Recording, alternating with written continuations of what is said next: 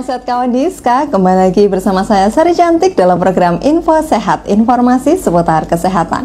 Semoga kawan Diska dimanapun Anda berada selalu diberi kesehatan, keselamatan, rezeki yang berlimpah dan juga barokah. Oke, dan selamat menjalankan ibadah puasa bagi yang menjalankan, dan yang tidak puasa boleh ya minum es teh. Oke, podcast kita hari ini membahas hal yang mempunyai peranan besar dan penting di kehidupan kita sehari-hari, dan juga sangat menarik ya, karena kita jarang sekali nih ya podcast tentang tema yang satu ini, yaitu Changing Mindset, Empower Yourself to Make Ear and Hearing Care a Reality for All. Aduh, apa itu? Nah, daripada lidah saya kesleo nanti salah arti ya. Nah, tema kita hari ini berdayakan diri untuk kesehatan telinga dan perawatan pendengaran. Nah, pernah nggak sih kawan Diska ini telinganya tiba-tiba berdenging gitu ya? Apa kalian termasuk yang hobi pakai earphone? Nah, apa saja dampaknya bagi kesehatan telinga kita? Dan bagaimana cara merawat pendengaran kita agar tetap normal gitu ya, dan optimal gitu ya. Dan saya sudah bersama tamu istimewa saya hari ini ya, ada Dr. Cici Sunihapsari, spesialis THT-KL. Beliau adalah dokter spesialis THT yang bertugas di RSUD Kota Madiun. Nah, apa kabarnya nih, Dok? Ya, terima kasih Mbak Sari, alhamdulillah sehat. Masih puasa ya, Dok? Insya Allah.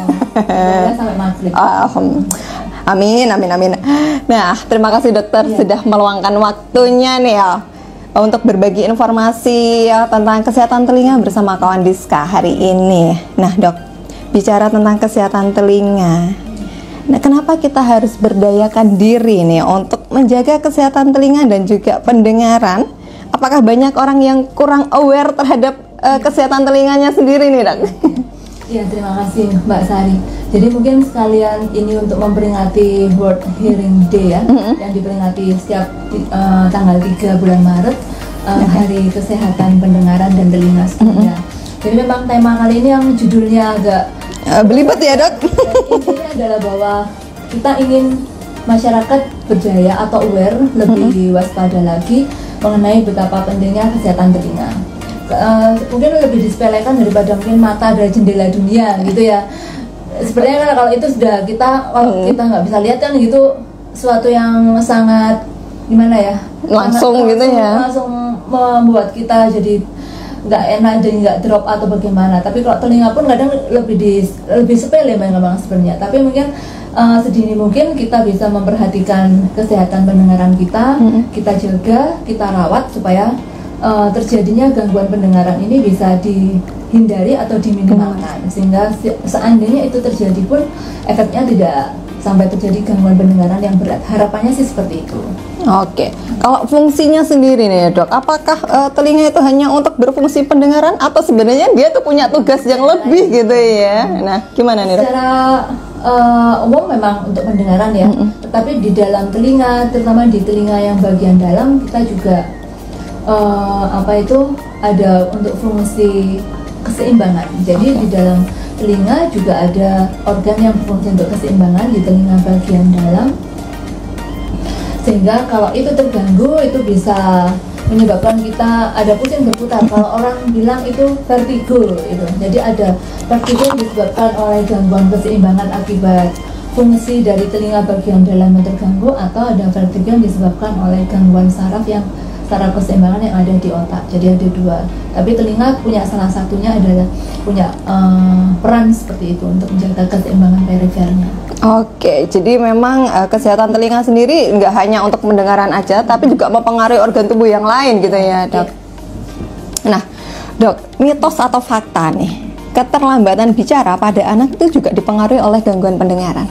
Iya, jadi satu, pada anak yang dengan keterlambatan bicara, artinya dia seorang anak tidak bisa berbicara sesuai dengan sepantaran usianya, itu kita kategorikan dia terlambat bicara atau delay speech. Nah, satu yang harus kita pikirkan yang utama adalah pada anak dengan gangguan keterlambatan bicara, yang harus kita pikirkan adalah ada nggak dia gangguan pendengaran. Karena anak akan bisa bicara kalau dia bisa mendengar. Jadi kita mulai bayi baru lahir itu bayi itu menirukan kita mendengar suara di lingkungan untuk dia belajar bicara. Sehingga pada saat kita menemukan anak atau bayi itu kosakatanya masih kurang dari yang sesuai dengan standar yang sudah ditetapkan, kita harus satu yang kita pikirkan adalah bagaimana dengan fungsi telinganya. Apakah bisa berfungsi dengan baik? Apakah ada gangguan pendengaran atau tidak? Kalau misalnya nanti sampai sudah kita buktikan bahwa telinganya bisa mendengar normal, tidak ada ketulian, artinya telinga bisa mendengar, dia tinggal mungkin ada gangguan untuk mengucapkan kata-kata atau gangguan bicara. Tetapi seandainya nanti kemudian setelah kita lakukan pemeriksaan adalah ada gangguan pendengaran, artinya dia terlambat bicara atau belum bisa bicara atau tidak bisa bicaranya, awalnya adalah dari dia tidak bisa mendengar atau ada ketulian, kemudian dia tidak bisa menirukan kata-kata kan, sehingga akhirnya dia jadi tidak bisa berbicara. Akhirnya kadang kan kita ngomong ada bisu tuli ya, seperti itu. Awalnya kan dari tuli dulu sehingga dia nggak bisa bicara seperti itu. Oke, jadi memang orang tua sendiri juga harus aware ya terhadap tumbuh kembang anak ya, ketika usianya mungkin di usia 7 bulan atau 8 bulan ternyata belum bisa mengucapkan kata-kata. Nah ini juga apa ya. Oke. Jadi misalnya nggak merespon sama kita kasih suara, dia kok nggak merespon seperti itu, entah suara bel atau kelinting-kelinting, gemerincing kayak ejak lonceng gitu ya. Seperti itu kita harus aware seperti itu. Oke. Jadi memang sebagai orang tua tumbuh kembang anak, nah ini harus tetap diperhatikan. Nah, Dok, tapi faktor-faktor apa saja yang dapat mempengaruhi seseorang itu kurang memperhatikan kesehatan telinga dan pendengaran ya, Dok? Apakah karena merasa masih bisa mendengar ya biasa aja gitu, gimana Dok? Iya, mungkin kan memang ya karena telinga itu tadi nggak kayak mata ya. Saya memang indera, dia harus memang salah satu indera dari tubuh kita yang memang harus kita perhatikan. Ya mungkin karena itu ya nggak begitu, agak disepelekan, orang agak nggak begitu memperhatikan. Tapi yang harus kita perhatikan atau yang harus kita jaga sejak dini adalah supaya tidak terjadi, harapannya kan kita bebas dari gangguan pendengaran atau tidak ada ketulian juga. Artinya kita harus menjaga telinga kita, paling tidak satu, tidak terjadi infeksi. Yang kedua, kita misalnya pun mau membersihkan telinga pun hanya cukup sampai di area luar saja, tidak usah sampai ke dalam. Kemudian kita juga harus mengurangi paparan terhadap suara keras, bising, seperti itu secepat mungkin, sehingga tidak mempengaruhi sel-sel yang ada di dalam telinga, mengurangi terjadinya resiko itu. Secara umum kayak seperti itu, Mbak. Oke. Jadi ya, memang indera pendengaran ini mungkin agak sepele gitu ya. Kalau mata mungkin langsung ada efeknya gitu ya, Dok. Kalau nggak bisa lihat langsung gelap gitu ya. Orang misalnya. Tapi kalau telinga ini ada ada ringan, sedang gitu ya, Dok ya. Mungkin masih ada, kita sudah ada tanda-tanda tapi nggak aware ya. Nggak begitu, masih bisa. Karena kita masih bisa berkomunikasi atau bersosialisasi dengan satu telinga normal. Artinya misalnya satu telinga itu nol pendengarannya, nggak bisa dengar sama sekali. Misalnya tuli atau nol ya. Itu dengan hanya satu telinga yang masih berfungsi normal, itu kita masih bisa komunikasi, jadi masih bisa berbicara, masih bisa bersosialisasi, masih bisa bekerja, sehingga itu mungkin juga menyebabkan kurang aware juga gitu ya.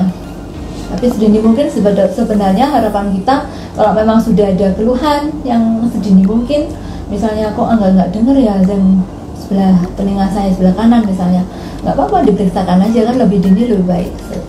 Barangkali itu masih bisa derajat gangguannya masih bisa pulih lagi, tidak sampai ke yang berat, itu kan lebih enak kita menangani dari awal daripada terlambat. Oke. Tapi tiba-tiba gangguan pendengaran kita berkurang di usia dewasa gitu, mungkin nggak sih, Dok? Bisa. Jadi gangguan pendengaran ada yang bisa jadi mendadak atau ada yang progresif, artinya pelan-pelan. Tergantung dari penyebabnya. Seandainya yang mendadak biasanya adalah gangguan di saraf pendengaran, tuli mendadak itu ada. Kalau yang progresif atau artinya ada derajatnya, misalnya dari ringan kemudian kok makin nggak dengar, itu juga bisa dari saraf, biasanya karena faktor penuaan atau mungkin ada faktor infeksi dari telinga yang melibatkan di telinga bagian tengah dan di dalam, Kalau mungkin orang Jawa ngomong apa itu kopoan atau apa kopoan gitu ya. Itu efeknya ke belakang dalam jangka waktu lama bisa terjadi ketulian juga bisa. Jadi kalau yang mendadak pun ada, meskipun jarang. Jadi yang progresif yang sering adalah yang ada ringan, sedang, berat, lama-lama tambah nggak dengar gitu ada. Biasanya yang banyak memang ada faktor infeksi atau mungkin ada kotoran yang menyumbat atau ada benda asing. Nah itu juga bisa menyebabkan mendadak ya, kemungkinan keluhan yang dirasakan pasien. Oke, tapi dok, mitos atau fakta sih gangguan pendengaran itu terjadinya di usia senja aja? Enggak, bisa dari mulai bayi baru lahir, bisa dari anak, remaja, dewasa, lansia. Jadi nggak penyakit tuli itu nggak harus tua dulu baru harus gangguan pendengaran gitu ya dok? Kalau gangguan pendengaran kan nanti variatif ya, maksudnya ada yang hanya infeksi, kemudian ada yang ada ketulian seperti itu ya. Semua yang menjadi telinganya sakit atau terganggu itu kita gangguan pendengaran. Kalau nggak dengar ketulian ya. Mungkin yang sering stigmanya adalah gangguan pendengaran tuh tuli gitu ya. Iya betul. Tapi tidak hanya orang tua ya. Bisa kena pada siapapun, remaja gitu ya. Dengan faktor resiko masing-masing gitu maksud saya. Dengan kebiasaan-kebiasaan ya gitu ya dok. Nah ngomongin soal remaja nih dok, ini kan musimnya anak muda-muda sekarang ini kan sering ya pakai earphone. Nah itu gimana nih dok, efeknya sendiri nih kalau pemakaiannya jangka lama atau jangka panjang ya? Memang kalau sebaiknya earphone pun itu dikatakan dari penelitian menggunakannya tidak boleh berlebihan. Bahkan ada yang mengatakan hanya 1 jam sehari maksimal. Pun dengan volumenya dibatasi misalnya hanya 60% dari volume maksimal. Seandainya lebih baik lagi misalnya para masyarakat nggak memakai earphone kan lebih baik lagi. Pakai speaker gitu ya dok? Iya. Lebih baik lagi untuk seperti itu ya, dikatakan itu. Jadi kalau Mbak Sari tanya lebih baik pakai apa enggak, ya mungkin kalau untuk kesehatan secara umum ya mungkin tidak. Seandainya terpaksa menggunakan misalnya entah untuk keperluan bekerja atau apa, mungkin disetel tidak dalam durasi waktu yang lama, kemudian volumenya pun diatur di setel tidak boleh melebihi dari 50 sampai 60% dari volume maksimal yang ada di alat tersebut. Oke. Tapi kalau jenisnya sendiri nih dok, earphone itu banyak ya, ada headset, ada apa yang tebel itu, yang headphone gitu ya. Itu kalau mungkin yang kalau dibandingkan keamanannya mungkin lebih aman yang headphone yang tebel itu ya. Tapi kan orang sekarang lebih seneng yang praktis ya. Ya kan fashion dok. Iya. Lucu-lucu apalagi ya. Lucu-lucu. Tapi ya itu tadi ya, karena kan efeknya langsung kena ke yang telinga, langsung transmisi itu suara langsung masuk ke yang telinga, kemudian ke gendang telinga bagian tengah, telinga bagian dalam, kemudian seperti itu sebenarnya. Kalau yang lebih aman ya memang yang pakai headphone, jadi kan di sini ya. Lebih aman lagi ya kita ngomong ini atau pakai speaker itu tadi ya. Tapi bukan nggak sonorek ya dok ya. Sama aja. Berarti memang bagi ada batasannya ya, maksimal 1 jam lah ya dok ya. Dan volumenya itu tidak boleh dari 50 sampai 60% dari volume maksimal yang ada di perangkat lunaknya yang dipakai gitu ya. Nah ini muda-mudi, nah remaja-remaja yang sering pakai earphone, nah ini harus waspada juga ya. Ternyata pemakaian jangka panjang juga tidak bagus bagi pendengaran. Nah dok, selain penggunaan earphone, nah ini biasanya kebiasaan apa yang tanpa kita sadari itu juga menjadi penyebab terganggunya gangguan pendengaran? Satu yang paling sering itu orang sering korek-korek telinga ya. Atau yang kedua memasukkan air ke dalam telinga, katanya nanti airnya tambah keluar. itu dua yang sering saya temukan kalau pada di rumah sakit pasien datang. Kenapa enggak kita sarankan korek-korekan itu menimbulkan resiko iritasi, kemudian akhirnya muncul infeksi. Kalau infeksinya hanya di liang telinga saja mungkin lebih mudah menyembuhkan, tapi kalau sampai ke gendang telinga seperti itu, kalau sampai gendang telinganya lubang itu juga perlu waktu, dan ada kemungkinan gendang telinga yang lubang itu tidak kembali lagi utuh, itu juga masih ada kemungkinan seperti itu. Biasanya kalau dengan kasus yang seperti itu, keluhan pasien akan datang dengan telinga keluar cairan. seperti itu, ada infeksi. Pada saat telinga keluar cairan atau infeksi, ada keluar cairan berarti telinganya Anda tidak normal. Itu satu yang harus diketahui.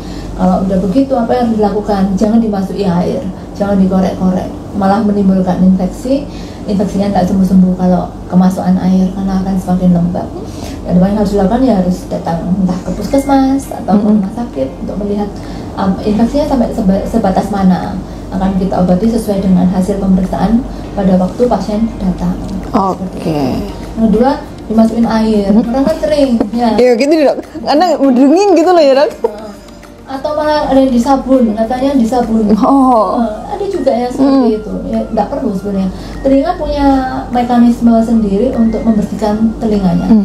Produksi kotoran yang kita temukan di telinga kita itu pun sebenarnya adalah hasil dari mekanisme telinga itu untuk membersihkan kotoran yang masuk. Jadi seandainya kita nemu serumen gitu ya, itu yang telinga itu kuning kecoklatan hitam, itu sebenarnya ada usaha telinga untuk memproteksi diri, untuk memproteksi telinga supaya kotoran itu tidak makin masuk ke dalam. Jadi memang diproduksi seperti itu, dan itu masih normal. Dikatakan nggak normal kalau misalnya memang kotorannya tipenya jenisnya akhirnya mengeras, membatu. Nah itu perlu kita bantu untuk keluarkan atau bersihkan secara berkala seperti itu. Oke, bicara tentang membersihkan telinga nih dok. Biasanya kita nggak pakai cotton bud ya. Nah, ini gimana nih dok? Pandangan medisnya nih, pakai cotton bud untuk mengkorek-korek nih dok. Katanya kan cotton bud itu enak ya. Kalau gatel itu semakin dikorek semakin enak. Iya betul dok. Padahal semakin dikorek telinga itu akan semakin gatel, seperti itu. Yang boleh kita bersihkan hanya yang di liang telinga luar aja. Jangan sampai memasukkan korek telinga atau cotton bud itu tadi terlalu dalam, karena resikonya itu tadi lecet, bengkak, infeksi, kemudian jadi infeksi seperti itu. Jadi kalau yang di bagian luar aja masih tidak apa-apa, tapi kalau sudah masuk ke dalam, nah itu yang biasanya akan sering jadi masalah. Nanti bisa juga kapasnya ketinggalan cotton budnya. Kalau pas kapasnya Mbak Sari, untung kapasnya nggak pernah ketinggalan dok. Aduh dokter Cici, semakin saya kita seperti itu, banyak yang begitu. Karena gatal dikorek enak, terus kapasnya sampai ketinggalan juga bisa. Oke, nah tapi kalau ada serumennya nih dok, apakah itu perlu dikeluarkan atau dia bisa mengeluarkan sendiri? Kalau dalam jumlah pada umumnya dari populasi masyarakat, serumen itu jumlahnya nggak banyak. Oke. Jadi dia masih bisa keluar ke daerah liang telinga yang bagian luar, kemudian kita lap aja daerah luarnya. Tetapi sebagian kecil populasi itu serumennya adalah mengeras. Nah itu yang baru butuh kita untuk bantu bersihkan secara berkala. Untuk bersihkannya ada yang bisa tiap 3 bulan sekali, 6 bulan sekali, 1 tahun sekali, tergantung dari itu tadi tipe kotorannya, semakin keras atau enggak gitu. Oke, berarti tidak harus membersihkan sendiri ya dok?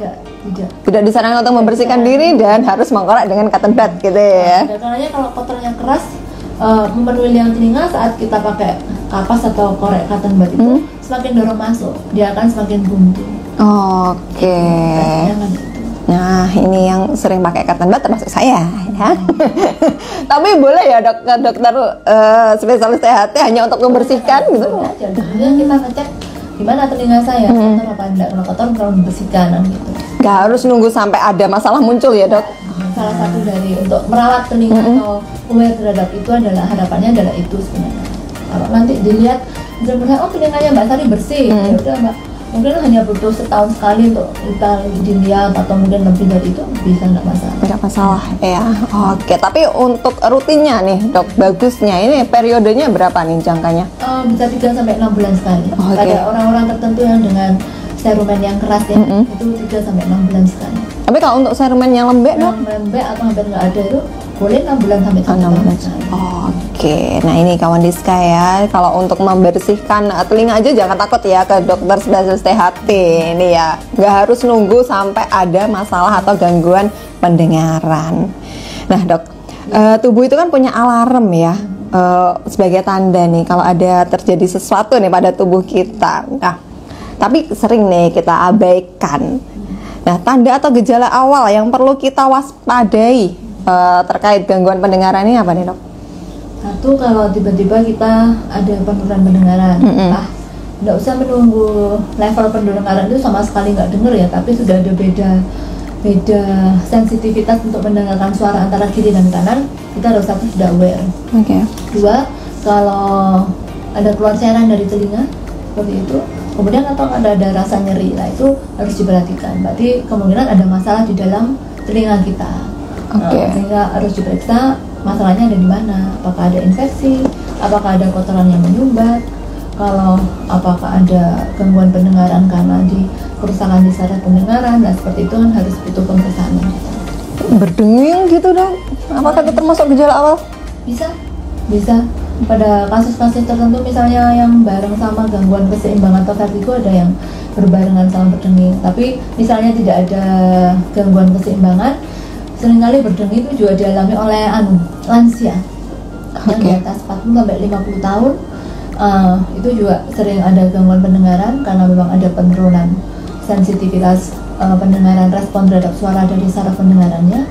Seringkali juga disertai keluhan berdenging seperti Mbak Sari sampaikan. Oke, berarti berdenging ini juga termasuk tanda awal gitu ya dok. Karena kan kebanyakan nih beranggapan kalau berdenging ini digosipin orang nih dok. Itu mitos ya. Oh itu mitos ya.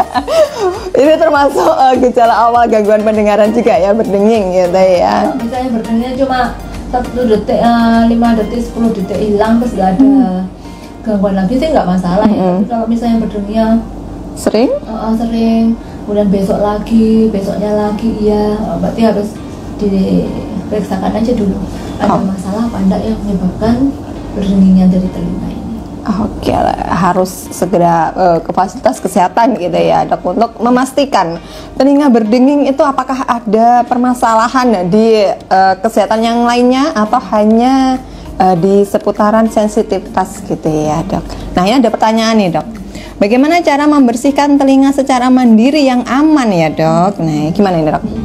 Kalau tidak, kalau mau membersihkan sendiri, yang boleh dibersihkan itu tadi ya, liang telinga yang bagian luar, yang di lubang luar aja, tidak sampai ke pipa, tidak sampai ke pipa atau ke dalam liang telinga. Kalau lebih aman lagi, mungkin ibu atau bapak menggunakan tisu aja, sehingga tidak beresiko untuk memasukkan si cotton bud itu yang dijual. Biasanya kan cotton bud yang sering ya. Jadi kan otomatis kalau bentuknya seperti itu memang untuk bersihkan liang ke dalam aja, otomatis seperti itu. Resikonya yaitu tadi, kapas ketinggalan, muncul infeksi, lecet, iritasi seperti itu. Kalau mau aman yang di luar saja, atau misalnya mau pakai tisu pun tidak apa-apa. Jadi kalau tisu kan kita akan terbatasi ya, maksudnya hanya di luar aja, kita usap aja. Dan itu pun nggak perlu sering-sering, nggak masalah. Oke. Nah dok, mitos atau fakta nih, kalau telinga berdengung, nah ini dikasih bawang putih, nah ini sembuh, apa nih dok? Masa oseng saya ya nggak, mestinya enggak ya. Berdengung itu banyak faktornya. 1 bisa dari kotoran yang menyumbat, 2 dari infeksi. Kalau nggak ada itu semua, kadang juga dari gangguan di saraf pendengaran. Jadi mau dikasih bawang putih seberapapun, 1 kilo apa 1 ton pun ya nggak ngefek ya aja, sama mbaknya situ bawangnya eman gitu, jadi nggak ngefek menurut saya. Oke, mitos ya dok. Nah ini mitos ya kawan Niska ya. Jadi kalau memang berdengung silahkan untuk ke fasilitas kesehatan ya, jangan dikasih bawang putih, buat masak aja gitu ya. Oke, kawan Niska yang ingin bertanya, nah ini silahkan tulis di kolom komentar ya. Nah dok, ketika mengalami tanda-tanda yang disampaikan dokter tadi nih, apa yang mesti kita lakukan? Nah, atau bagaimana kita mengatasinya nih dok? Misalnya yang mana Pak? Misalnya telinga keluar kepelajaran atau penurunan pendengaran gitu. Yang satu yang jelas, misalnya keluar cairan, itu pasti Anda telinganya nggak normal, atau tidak sehat, dalam kondisi tidak sehat. Dalam kondisi telinga sehat, telinga tidak memproduksi cairan. Jadi kalau ada kotoran yang basah, atau air yang keluar, entah itu seperti ingus, entah seperti itu air putih, itu pasti nggak sehat. Ya segera bawa ke fasilitas kesehatan yang terdekat dengan bapak atau ibu, para teman-teman sekalian. Terus kemudian satu perhatian lagi, kadang telinga ini juga terganggu karena ada gangguan di hidung atau tenggorok. Jadi misalnya Mbak Sari ini batuk atau pilek nih, nah telinga saya kok buntu ya, lah itu bisa berhubungan dengan hidung, batuk pileknya Mbak Sari juga, karena memang ada saluran yang berhubungan dengan hidung dan tenggorok dari dalamnya telinga. Artinya apa? Bahwa telinga, hidung, tenggorok itu ada satu pipa yang menghubungkan. Pada saat ada masalah di hidung atau tenggorok, kadang-kala telinga kita ikut beresiko terjadi infeksi atau terjadi gangguan lah. Jadi Berefek gitu ya? berefek. Jadi bisa saja gangguan yang dirasakan di telinga itu sebenarnya awalnya adalah dari hidung atau tenggorok yang terganggu. Nah, itu makanya kita harus tanya jawab dengan pasien dulu, sama kita periksa dulu ada masalah apa yang di telinga yang menyebabkan terjadinya keluhan yang seperti disampaikan. Oke. Dan untuk cairan tadi, yang cairan berwarna putih gitu ya dok ya, bukan serumen yang berwarna coklat gitu ya? Kalau cairan seperti itu. Kalau serumen atau kotoran telinga yang normal biasanya dia berwarna kuning kecoklatan atau mungkin agak kehitaman. Seperti itu. Oke, itu masih normal ya dok? Oke. Tapi kalau udah ketemu air atau air yang kental atau air yang encer seperti warna bening air putih atau keruh seperti susu atau seperti ingus, itu sudah berarti telinganya sedang tidak sehat. Oke, nice. Segera ke fasilitas kesehatan ya. Nah dok, kalau boleh tahu jenis gangguan pendengaran yang sering terjadi ini apa nih dok? Kalau secara umum satu yang paling sering datang bisa jadi adalah dengan serumen itu tadi. Oke. Karena serumennya keras yang datang ke kami atau ke dokter THT atau ke rumah sakit dan biasanya adanya gangguan pendengaran karena kotoran yang mengeras. Itu. Kedua, telinga yang terinfeksi, artinya bisa keluar cairan atau nyeri atau basah, yang dua itu. Yang ketiga mungkin adalah gangguan pendengaran biasanya pada bapak ibu yang berusia sudah lanjut usia, itu juga sering seperti itu. Oke. Tapi dari semua pasien dokter nih dok, dari mungkin yang usia muda sampai yang senja gitu ya, nah paling banyak yang mana nih dok? Bervariasi mbak, hampir sama aja. Remaja, dewasa, tua, semua ada. Oke, jadi tidak. Anak pun yang dengan keterlambatan bicara pun juga banyak ya. Meskipun akhirnya ada yang memang terbukti ada gangguan pendengaran, ada yang tidak, gitu ya. Tapi yang dengan keterlambatan bicara pun itu banyak. Oke, jadi memang penyakit gangguan pendengaran ini tidak hanya di lansia ya dok. Anak, remaja. Oke, karena kebiasaan-kebiasaan tadi juga dapat mempengaruhi gitu ya, termasuk remaja yang suka pakai earphone. Nah ini jangan sering-sering pakai gitu ya. Nah dok, mitos atau fakta nih, infeksi telinga ini terjadi pada anak-anak dan jarang dialami oleh orang dewasa? Infeksi ya? Infeksi. Enggak juga ya, itu mitos menurut saya. Karena infeksi juga itu tadi bisa mulai dari bayi, anak, remaja, dewasa, lansia, semua masih punya resiko jadi infeksi telinga. Oke, mitos ya, berarti memang semuanya masih beresiko. Oke. Kesempatan yang sama untuk terjadinya infeksi. Apakah semua jenis gangguan pendengaran itu bisa disembuhkan dok?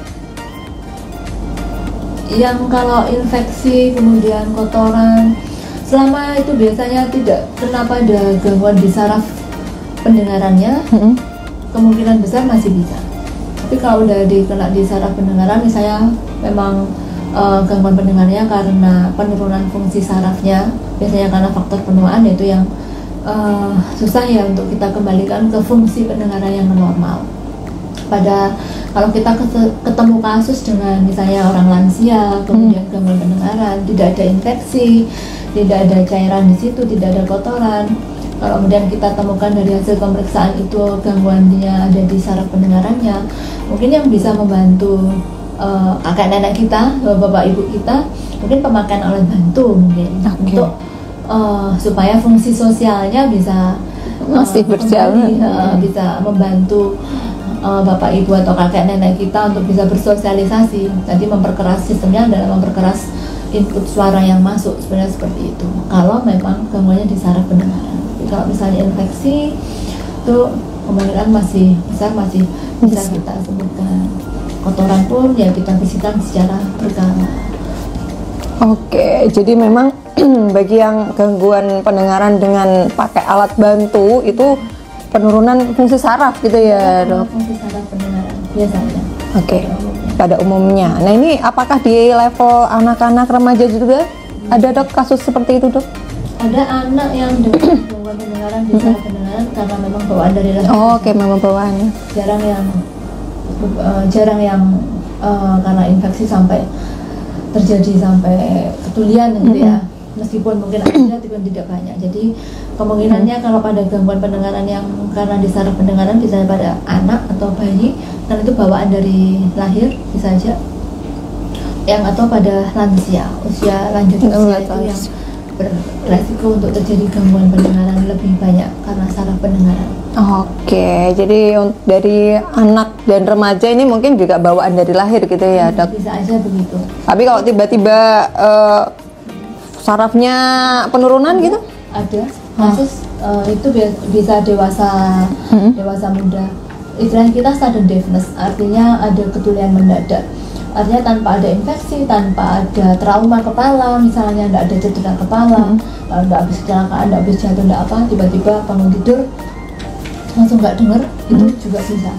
Meskipun kasusnya jarang, tapi memang ada yang secara teori juga bisa, memang ada kasusnya, meskipun itu kecil sekali prevalensinya atau kasus terjadinya kasus tersebut. Oke, jadi memang bisa juga gitu ya, Dok? Tadinya mendadak tiba-tiba nggak dengar, sebaiknya bawa segera periksa. Harapannya ada obat yang bisa dikonsumsi untuk supaya mungkin bisa mengembalikan ke fungsi dengar yang ke awal atau mungkin lebih membaik daripada awal sebelumnya. Oke, nah untuk tetes sendiri nih, Dok, ada kan ya dijual di pasaran nih, tetes telinga nih, aman nggak nih, Dok, untuk dipakai? Ada yang merek A, B, C, tanpa resep nih, Dok? tanpa resep.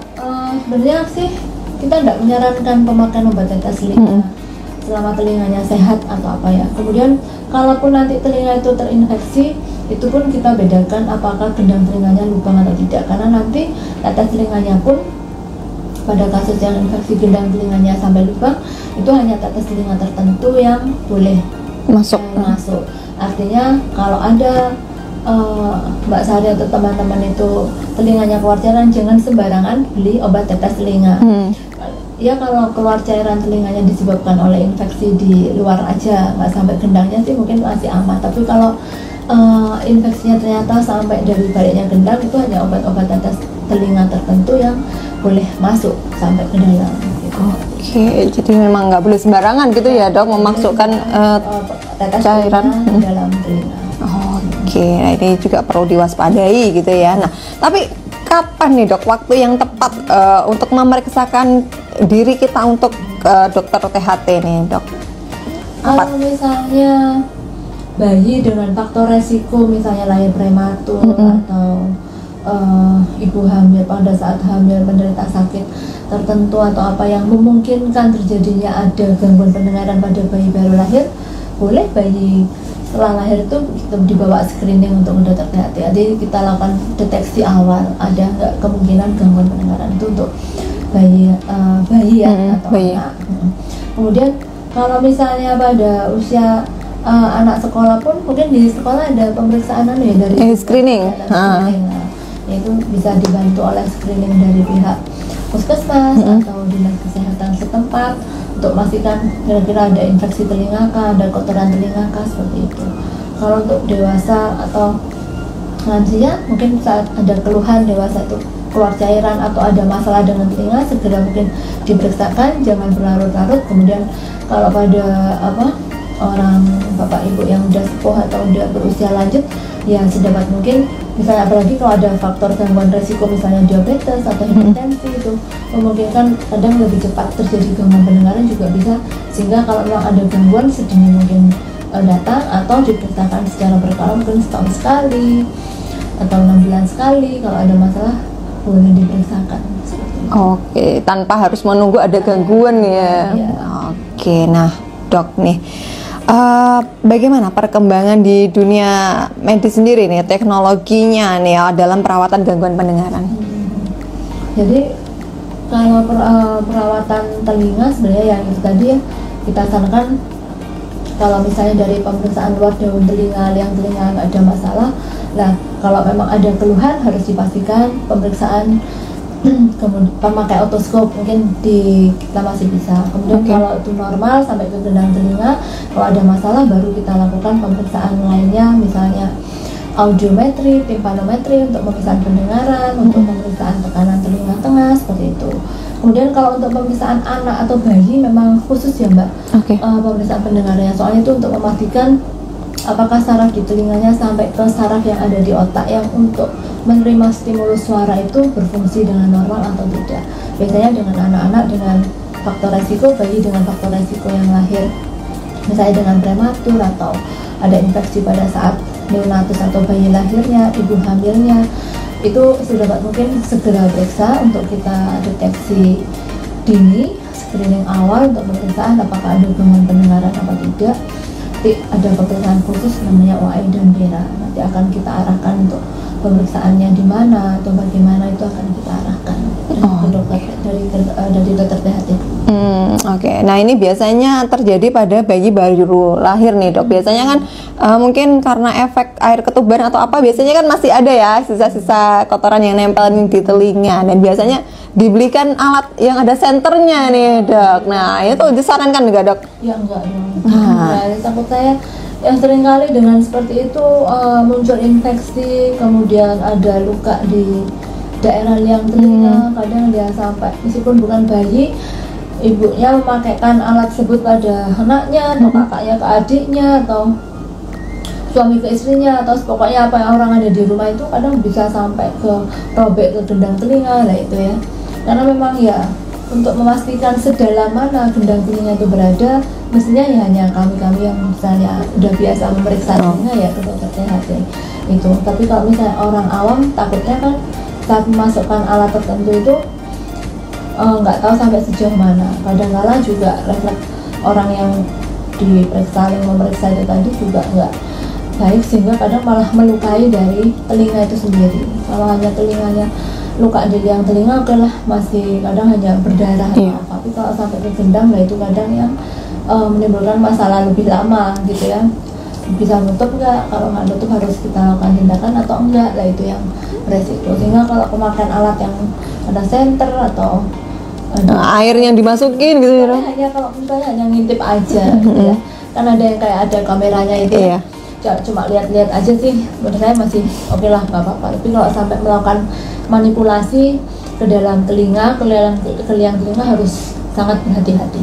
Oke, nah, para orang tua ini juga harus tetap waspada ya, meskipun permukaannya juga lembek gitu ya, ujungnya lembek nih, tapi juga tetap beresiko. Takutnya anak kita sebenarnya normal, nah ini jadi ada gangguan pendengaran gitu ya dok. Nah terakhir nih dok, pesan untuk kawan Diska nih, apa yang dapat dilakukan atau cara untuk merawat pendengaran nih dan menjaga kebersihan telinga? Satu, memang jangan korek-korek telinga. Kemudian jangan biarkan air masuk, emang disengaja masuk gitu ya. Kalau kita kehujanan atau apa kan memang nggak sengaja ya, kita mandi pun mandi biasa aja, nggak usah diguyur gitu, nggak usah digerukin air telinganya seperti itu. Dalam kondisi telinga yang sehat, kemudian kotoran telinga akan keluar dengan sendirinya. Sehingga yang hanya perlu dibersihkan adalah yang telinga bagian luar saja. Jadi tidak perlu memanipulasi yang di liang telinga atau telinga yang bagian dalam, karena menimbulkan resiko terjadi infeksi, kemudian kapas ketinggalan, adanya luka atau luka di liang maupun di gendang telinga. Kemudian yang ketiga, hindari mungkin paparan sama suara bising ya. Kalau misalnya terpaksa kerja di tempat yang suaranya bising, konser gitu dok. Iya, ya mungkin harus memakai pelindung telinga ada, sehingga untuk meminimalisir suara yang masuk supaya tidak terlalu keras dalam jangka waktu yang lama. Kemudian memakai earphone pun juga sedapat mungkin dibatasi, ada batas pemakaiannya. Tidak pakai pun mungkin ya lebih baik seperti itu.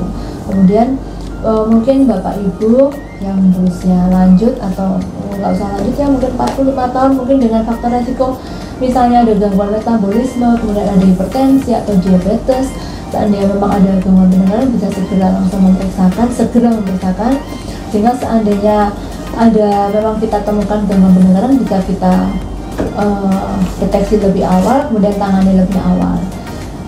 Gitu.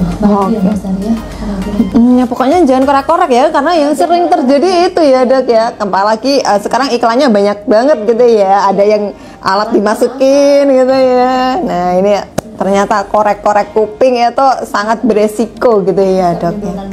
Nah gitu. Nah yang penting adalah jika ingin membersihkan telinga nih, jangan dibersihkan secara mandiri. Nah dokter Cici nanti akan membantu gitu ya. Periodenya antara 3 sampai 6 bulan atau bahkan bisa sampai 1 tahun kalau memang serumennya juga tidak banyak gitu ya dok. Oke, nah ini kalau ke dokter Cici nih di RSUD-nya jam berapa aja nih dok? Setiap hari apa nih dok? Hari Senin sampai Jumat sesuai jam kerja RSUD. Oke, setiap hari bisa ketemu sama dokter Cici ya? Sabtu Minggu ya. Kecuali Sabtu Minggu, beliau healing ya.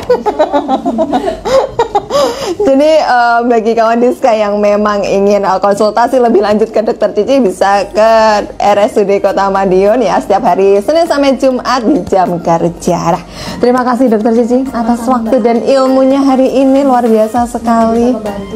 Sangat membantu ya dok. Ini kayaknya harus ada part 2 lagi dok ya untuk kita lebih dalam lagi tentang infeksi. Nah ini sebenarnya tadi juga belum semuanya terakomodir gitu ya. Nah, jangan lupa terus saksikan info sehat hanya di IG Promkes Kota Madiun. Dan selamat menjalankan ibadah puasa dan terus terapkan perilaku hidup bersih dan sehat. Sampai jumpa di info sehat selanjutnya.